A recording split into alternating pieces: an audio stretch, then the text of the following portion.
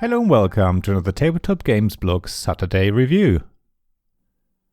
After graduating from Oxford, specialising in criminal law, it was time for me to travel and see the world. Little did I know that every journey I took would present me with a mystery I had to solve, using my formidable spirit of deduction and unfailing determination. Tiny clues would lead me along a trail of discovering more and more proof, which would lead me to the perpetrator. However, until then, all the people I met were Suspects by Sébastien Duverger-Nedelec, Paul Holter, and Guillaume Montiage from Studio H.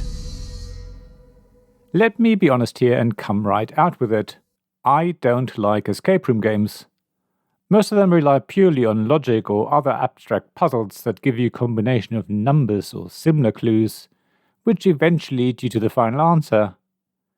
There's no link to the setting, no story that the game tells, and at no point do you feel like you're actually in a cabin in the woods, or dungeon, or whatever other location the game has chosen for you.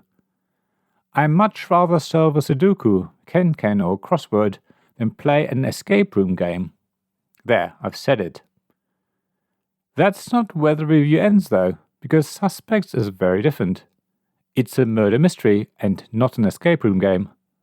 There are no logic puzzles, you don't have to cut things out or fold a sheet of paper to line up letters that form another clue, that gives you the digits you need for the combination lock, that opens the metal box that, well, you get the idea. As you play Suspects, you very quickly get drawn into the story and feel like a real detective along the lines of Miss Marple or Hercule Poirot. Maybe a bit more amateurish though.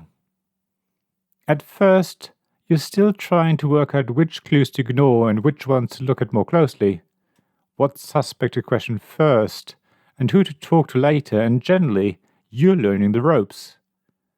It doesn't take long though before you get the hang of it and feel like you're making huge progress, unraveling the events and lining up the clues, while also untangling the contradictory accounts from the various suspects you talk to. It doesn't take long to learn the game. There are a couple of A5 pages or so to get through, but it's really not that hard. There's basically a deck of numbered cards that represent clues, characters, locations, or similar. Other than some text that gives you more information, every card will also refer to other cards, referencing them by their number. So if you want to follow up on a certain statement or look at a clue, find the card with that number and read it out, then either go back to a previous card or find the next card, based on the numbers you have access to. So you can always go back and forth, rechecking information you've previously been presented with, or continuing down a new path. Every case is different and will tell you what questions you have to answer or what information you have to provide to win the game. For example, you may have to name the murderer, provide clues that prove that the murder was premeditated, and identify the murder weapon. All of these will either be cards in the game, so you can write down the number, or they will be the pieces of the story that leads up to the murder that you can write down.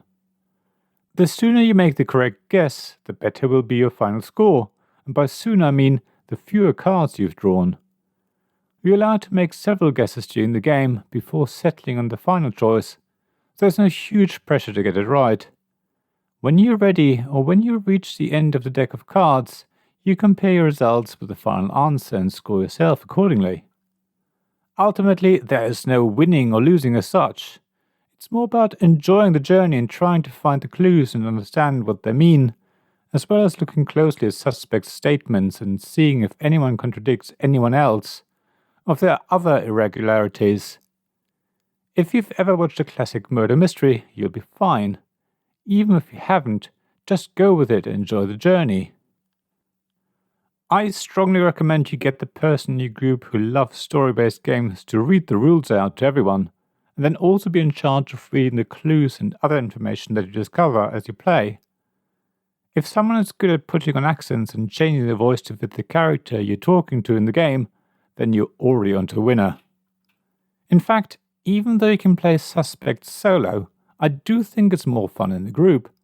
Mind you, I think anything above 4 players might get a bit too much, even though it's easy enough to pass cards around so everyone can take a closer look. In reality though, having 4 people discuss which card to look at next and decide who did it can be hard enough. I suppose it will depend on the group of people you play with. I was really impressed with the Suspects demo case and enjoyed it a lot. We played it during a couple's games night, so there were 4 of us in total. It was great to look at the clues and work out what's what. Everyone came up with different ideas, which allowed us to try different theories to finally arrive at our guess. The game comes with 3 cases for you to solve, and if the one I played is anything to go by, it will be a lot of fun and not too taxing. In a word, I can highly recommend Suspects if you don't like escape room games but love a good murder mystery, and fancy yourself a Miss Marple or Hercule Poirot. Thank you for listening to this Tabletop Games Blog Saturday Review podcast. Please check the description below for links mentioned in this episode, as well as to the written version of this article on the blog. If you enjoyed this episode, please subscribe, give us some stars or leave a review. Please also tell your friends about me, and if you want to offer financial support, check out my Patreon and Ko-fi pages, links to which you'll find in the blog at tabletopgamesblog.com. So thank you again for listening, and I hope to see you again soon. This podcast was made possible by the generous help of my Patreon supporters.